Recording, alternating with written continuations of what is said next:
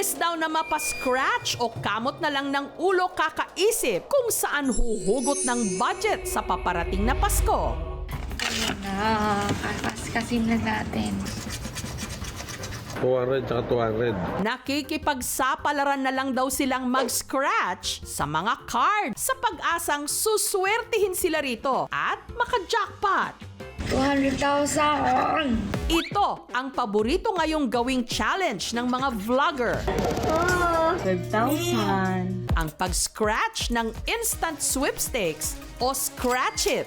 Dito, cards ang magdidikta ng swerte mo. Ito ay inspired sa mga scratch cards from abroad where you can win instantly upon scratching.